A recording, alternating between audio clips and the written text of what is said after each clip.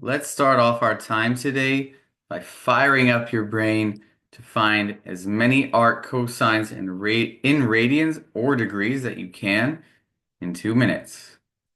Give it a try. Now that you've had time to practice that, let's see how you did. You had some helpful information down here about domain restrictions, which are really important when it comes to arc cosine, arc sine, and arc tangent. Okay?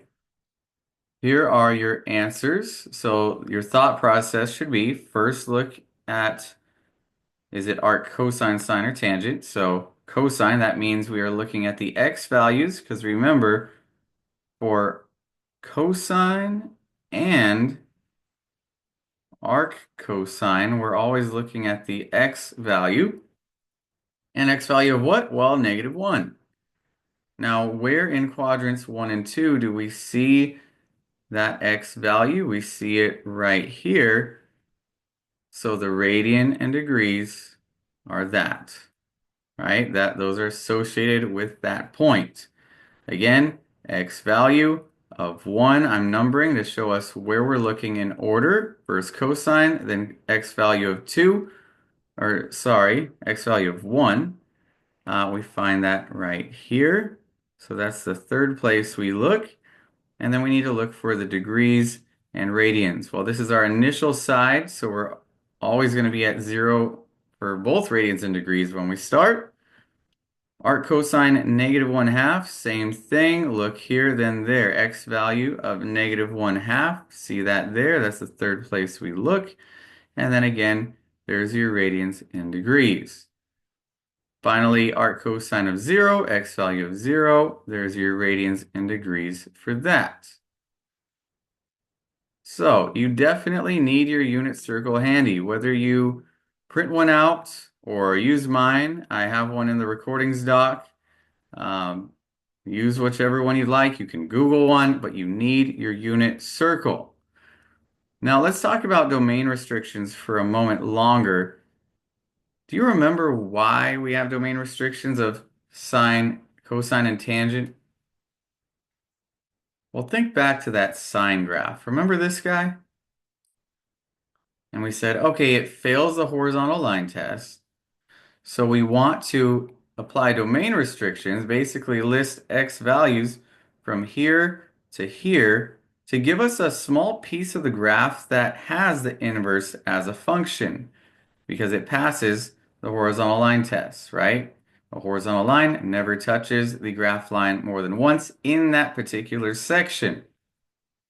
And what this allows is for arc cosine, arc sine, and arc tangent to also be a function, which is now invertible. So with those domain restrictions, we're now able to find inverses of both, right? You could say arc cosine is the inverse of cosine, but you could also say cosine is the inverse of arc cosine, right?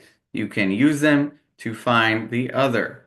So that's why we want to apply those domain restrictions. But also think about how confusing finding arc cosine, arc sine, arc tangent would be using a unit circle if you didn't apply domain restrictions, because look at this. These have the same x values, don't they? What else? These have the same y values, right?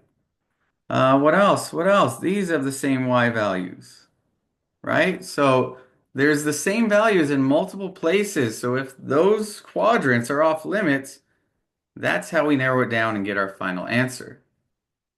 And one more thing here with domain restrictions, look how it's written. We're saying x values between 0 and pi. Well, you always start your initial side of 0. Pi is over here, so we're saying when you travel counterclockwise in a positive direction, you go from quadrants 1 to 2, meaning that's where we're focused. All right, good job. Well, just like last time, today again is inverse day, aka opposite day. And you had some great extra credit opportunities in class today. I hope you took advantage of them.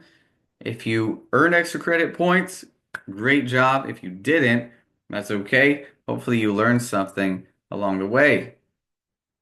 Well, today is all about applications of inverse trig functions. And anytime you see the word applications, you should think there's going to be some real life situations going on. And that's exactly true. We're going to end our time today solving a real world problem, and we're going to learn things and practice leading up to that. We're also going to want to use those right triangle trig ratios to find an unknown angle. Let's do it. We're going to learn some things, but we're also preparing for this quiz. On the left side of this unit circle, it is covered. It's grayed out. And the right side is not. And why is that? Because of the blank blank of arc sine. We just talked about this. Pause the recording, see if you could remember. It's going to be the domain restrictions, right? So arc sine, aka the what? The y values, right? So sine and arc sine both are related to the y values of these points, right? And domain restrictions mean we're only looking at quadrants 1 and 4. Do you think you could write out the domain restrictions using x and the greater than less than? Let's see. It's between what values? Well, we travel here to, we're looking in terms of radians, just for example. So x is less than or equal to pi over 2, right? You want the bigger value up here and the smaller value over here. And it's also greater than or equal to what? Over here. 3 square root pi over 2. Right? It's trapped between these two sides. So use that knowledge to find the arc sine of negative 1/2. And what we're going to do is we're going to number to show where we look. We're going to guide our eyes right now with numbers. Okay? So first you're looking for the sine. That means y value of what? Negative 1/2. In which quadrants? Well, you need your domain restrictions, so that should be the third place you look. So we're looking at the graph here, and you're looking for a y value of negative 1/2. So there it is. That's the third place I'm looking. And now they want what? Well, these all have pi, so we know our answer is in radians. So what are the radians associated with it? A lot of you are thinking 11 pi over 6, but not so fast. This area right here is a no-fly zone, right? These are not possible with arc sine. So what that means is we can't travel through there, and we would have to travel through there to get a degree of, let's say, 315 or 330, wouldn't we? So you can't travel that direction. You can only go in the positive direction this far, and in the negative direction this far. Those are your options. Well, what value are we looking for? We're looking for this line right here, right? Associated with that y value of negative 1/2. Well, to get there, we'd have to start at our initial side and travel in the negative direction. How far? Well, the positive direction of that first line is pi over 6. So if you're going in the negative direction, it's negative pi over 6.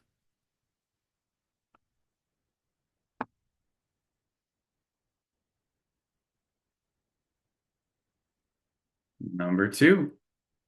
What's the value of arc sine? Square root 2 over 2. Was this arc sine? Yeah, so is this one. Try it out.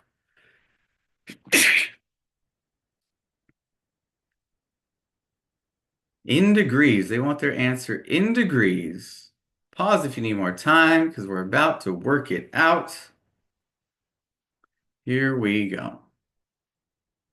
First, look at sine, then look at the sine value. Find that y value in your quadrants 1 or 4, and then they want the degrees associated with that point. Right there, we clearly see it's 45 degrees, and that's the fourth place we look to get our answer.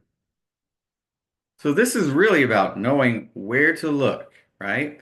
It's not a ton of writing, but you got to know this, then this, then this. Okay.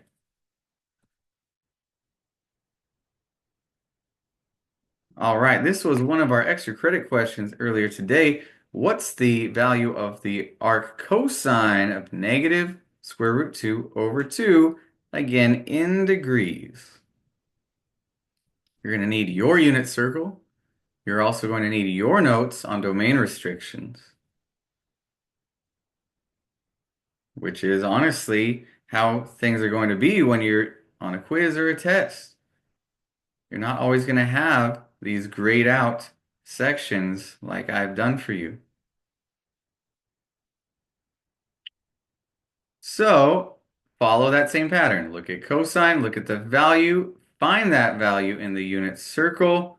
Arc cosine is restricted, remember, to quadrants 1 and 2, and then they want the degree, which is 135, which would be pretty hot if we're talking about temperatures, but this is about angles. So degrees is the distance around, right? Start at your initial side. It's the distance from there to there. That is 135 degrees.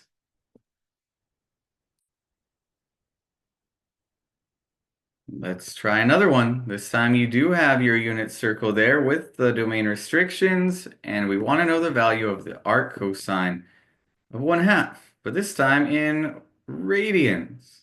In radians.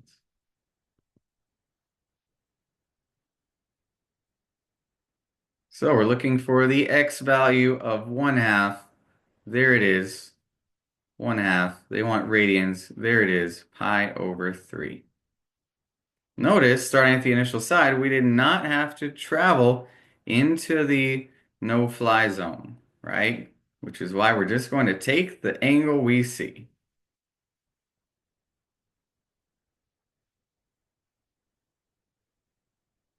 Number 4, this question is a little different. But just think about it carefully, and I'll give you a clue along the way. Given that sine of theta of an unknown angle is x over 15, which expression of these four represents theta in terms of x? So here's my clue to you that this is the biggest, most important word here, represents, or represents theta. What does that really mean? Well, you could say it's equal to theta, right? That's the same idea of something substitution, right? If you said x equals 15, right?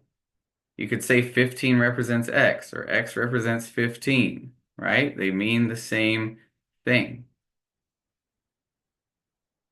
So here's my explanation to why the answer is D. This problem is really asking, which expression can you switch to find theta? Sorry, I think I read that wrong. Which expression can you use to find theta? Well, for arc sine, theta and the fraction switch places, so you could rewrite sine theta equals x over 15 as arc sine of x over 15 equals theta. Now, let me get a different color. Now, arc sine of x over 15 equals theta. Well, you could say it represents theta.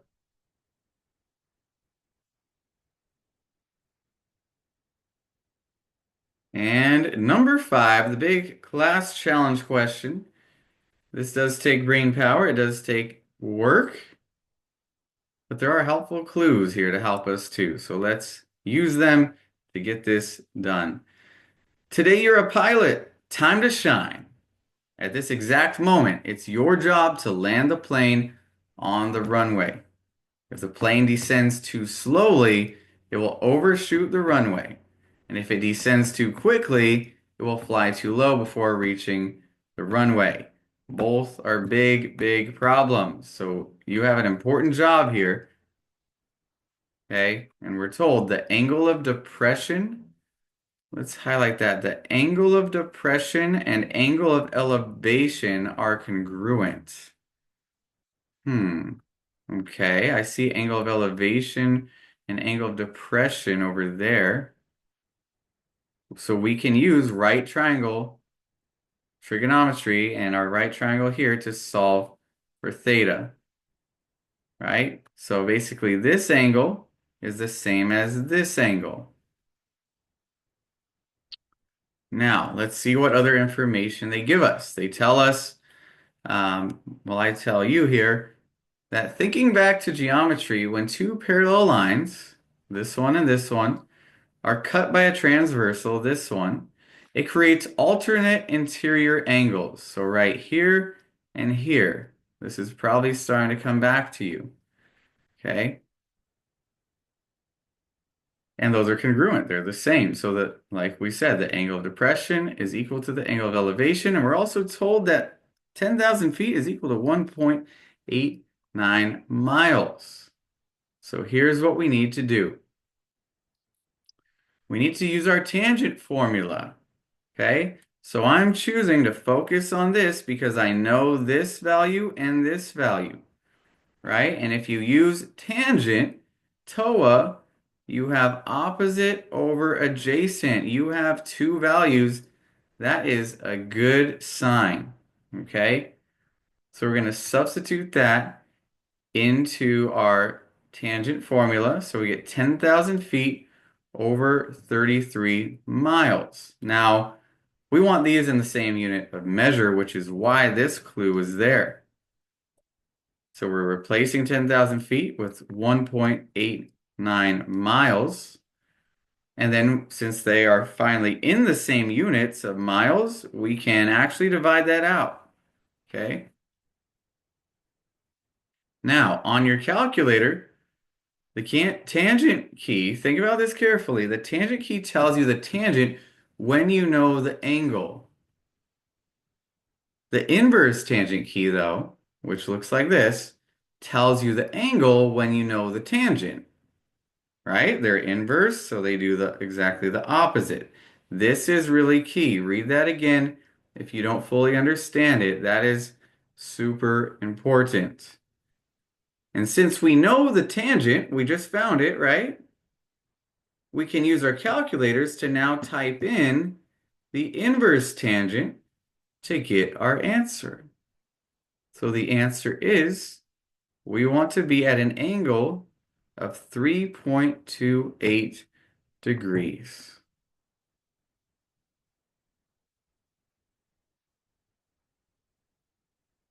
If that doesn't make sense to you, watch it again, read it again, pause it. But it's all about the inverse here at the end. Okay?